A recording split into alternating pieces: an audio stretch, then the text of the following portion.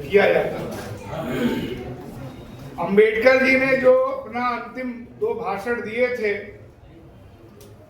संविधान सभा में, उसके एक भाषण में उन्होंने एक बात कही कि बिना संविधान में कोई बदलाव किए भी संविधान की आत्मा को मारा जा सकता है। जरूरी नहीं है कि आप संविधान में बदलाव करेंगे और अपने हिसाब से आप जो चाहते हैं वो करें, ऐसा नहीं। संविधान अपनी जगह बना रहेगा और जिसको जो काम करना है वो आसानी से कर लेगा। ये खतरा अंबेडकर जी ने अपने जो उनके सबसे अंतिम जो 2 भाषण है, बहुत चर्चित भाषण है, उसमें उन्होंने ये बात कही। उन्होंने एक और बात कही कि भारतीय समाज में समानता, नैतिकता ये उसके अंदर से निकली हुई भावना नहीं है, ये एक बाहर का विचार है जिसको भारत के मिट्टी पे हमने रोपने का काम किया है। और समानता की जो बात है ये हमारे लिए एक एलियन है, एक एलियन विचार है, एक बाहरी विचार है। ठीक है, ये हमको हमेशा ध्यान में रखना चाहिए। बहुत सारे लोगों को लगता है कि संविधान खतरे में। भारतीय जनता पार्टी संविधान नहीं बदलेगी और वो सब काम कर देगी जो गैर संवैधानिक है, तो तकनीकी तौर पे आप उसको चैलेंज ही नहीं कर पाएंगे कि संविधान भी बदला।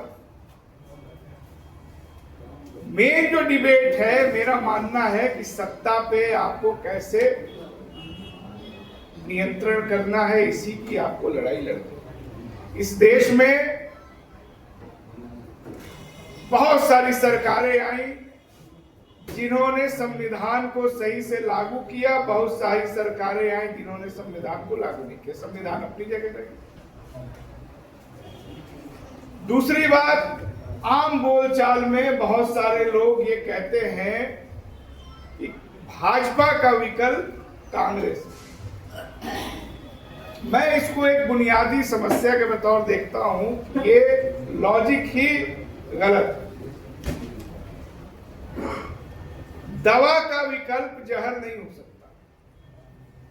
इस देश में अगर कांग्रेस पार्टी सत्ता में थी, अगर उसका किसी को विकल्प बनना था तो वो कम्युनिस्ट बन सकते थे, सोशलिस्ट बन सकते थे, अंबेडकरवादी बन सकते थे, क्योंकि ये सारी पार्टियां वो पार्टियां हैं जो मोटे तौर पे संविधान को मानने वाली पार्टी। तो जो ये कहते हैं, ये एक तो धारणा बनी है कि कांग्रेस का विकल्प भाजपा है, भाजपा का विकल्प कांग्रेस है, ये एक बहुत प्रॉब्लमेटिक अप्रोच है। किसी संविधान को मानने वाली पार्टी का विकल्प संविधान को न मानने वाली पार्टी कैसे हो सकती? आप इसको ऐसे भी देखिए, इस देश में संविधान को मानने वाली बहुत सारी पार्टियां हैं, कांग्रेस है, लेफ्ट है, बसपा है, सपा है।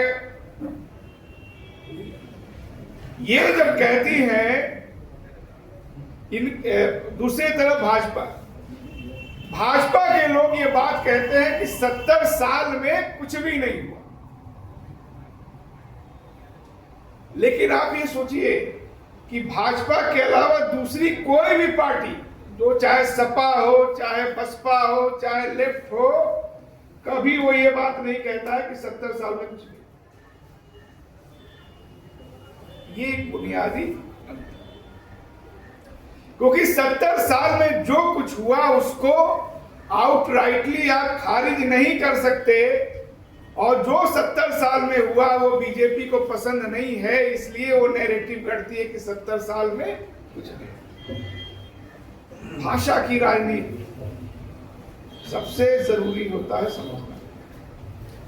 5-6 साल पहले हम लोगों ने अचानक देखा कि हिंदुत्व शब्द थोड़ा पीछे चला गया, अब सनातन आ रहा। ये बहुत दिन पुरानी बात नहीं है। ठीक है, आरएसएस क्या करता, मैं दर्शन साहब और हमारे मित्र हैं शरद जी, यहाँ पे थे, फिलॉसफी के स्टूडेंट हैं, बहुत सारे लोग। ये देश किसी भी धर्मशास्त्र से अगर चलना होता तो संविधान काहे लिखा गया होता? आपके अंदर ये इच्छा क्यों पनप रही है या पनपाई जा रही है कि देश सनातन व्यवस्था से चलेगा?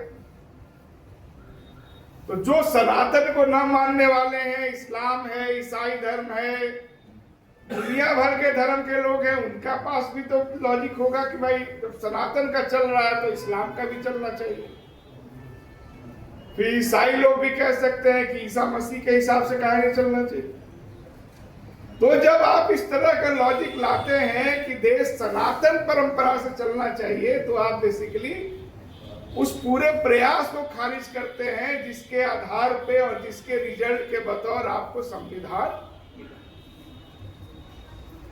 भाषा की राजनीति को हम लोगों को एड्रेस करना, पहले नेता लोग करते थे। कांची राम जी और मुलायम सिंह जी की एक संयुक्त रैली थी, रैली AR अकेला जी ने वो किताब छापी और उनके भाषणों की, अयोध्या में रैली हुई थी। और आज अखिलेश यादव ये बात नहीं कह सकते, कोई नहीं कह सकता जो बात मुलायम सिंह जी ने उस समय की। किसी ने मंच से बार बार ये कहा कि ये संतों की नगरी है, तो मुलायम सिंह जी ने कहा संतों की नगरी नहीं है, ये शहादत देने वाले अशफाकुल्ला खान और राम बिस्मिल को वहां फांसी हुई थी उनका शहर। उन्होंने कहा कि जब स्वतंत्रता आंदोलन चल रहा था तो अयोध्या के कितने संत महंत थे जिन्होंने गोली खाई और काला पानी हुआ। हम तो एक लंबे 150 साल के स्वतंत्रता आंदोलन से ही विकसित हुए तो देश है। तो इक्को साधु महात्मा इक्को आदमी नहीं आया उधर, तो कैसे कह रही है बात? मुलायम सिंह जी ने 92-91 वाला जो चुनाव था उसमें नैरेटिव को इसी तरह बदलाया। और हम लोग मान लेते हैं कि सामान्य चीजें बदलना चाहिए, क्या दिक्कत? अभी कल मैं एक जगह देखा, होर्डिंग लगा था हिंदू राष्ट्र बनाने के लिए। हम लोग देखते इग्नोर कर देते। कैसे भाई? ये भारत का संविधान एक सेकुलर राष्ट्र की बात करता है। सारी लड़ाई एक सेकुलर मुल्क बनाने की बात को लेकर के थी। आपने बैनर लगा दिया, हम उसको सामान्य चीज कैसे मान लें? हमको तो जा करके थाने में तहरीर देना चाहिए। हम लोगों ने क्या किया है कि चीजों को नॉर्मलाइज कर दिया। अखलाक की हत्या हुई तो बहुत भीड़ हुआ, बहुत बवाल मचा। अब रोज मारे जा रहे, कोई जा रहा। तो बीजेपी चाहती है कि हर चीज को हम नॉर्मलाइज कर दे, लोग मान ले कि तो होता ही रहता। मेरा मानना है, मेरा ये सुझाव है, अभी जो रूपरेखा जी बोल के गई, मेरा मानना है कि सड़क से ज्यादा इस समय लड़ाई यहां पे चल रही। पहले जब मोबाइल वाला था, बटन वाला था, उसमें दिमाग ज्यादा नहीं खपता था, खाली बातें होने तक उसका इस्तेमाल था। अब एक आदमी आपको एकदम नॉर्मल दिख रहा, लग रहा किसी काम का नहीं। मोबाइल खोलिए तो जिस पार्टी का है उसका इतिहास भूगोल सब व्हाट्सएप कर रहा है। तो ये दिमाग की लड़ाई। RSS ने, बीजेपी ने यही काम किया, तो दिमाग को कंट्रोल करने का प्रयास। और उसके लिए नए नए शब्द। जो पुराने लोग होंगे यहाँ पे, उनको याद होगा कि पहले नेता लोग बोलते थे, उनकी भाषा में यह आता था एक शब्द कि देश प्रगति कर रहा। प्रगति को कब विकास से बदल दिया गया पता नहीं चला। प्रगति जो शब्द है ये सामूहिकता के बोझ को दिखाता है। जब सबका प्रगति होगा तो उसमें सारे लोग आएंगे। प्रगति एक समावेशी शब्द है, विकास समावेशी शब्द। लेकिन धीरे धीरे 90 के दशक में क्या हुआ, कारपोरेट की जब इस देश में राजनीति घुसी तो उसने धीरे धीरे धीरे धीरे जो समाजवादी मूल्य थे उसको कमजोर करना था, तो ये शब्द हटा दिया गया। कहा कि नहीं, अब डेवलपमेंट की बात। हमारे एक नेता, मैं जिस पार्टी में हूं, उनका एक बयान है, मध्य प्रदेश के मुख्यमंत्री रहा है वो, बोला भारत को हिंदू राष्ट्र बनाने की जरूरत ही क्या है, भारत का तो सीएम पीएम राष्ट्रपति सब है हिंदू। इतना खतरनाक लॉजिक है। वो अपने को बताता है कि मैं इंदिरा गांधी का तीसरा पुत्र हूं। और इंदिरा गांधी कौन थी? जिन्होंने 44वां अमेंडमेंट करके सेकुलर शब्द। अभी जो लड़ाई है ये एक वैचारिक विचारधारात्मक गृह युद्ध है।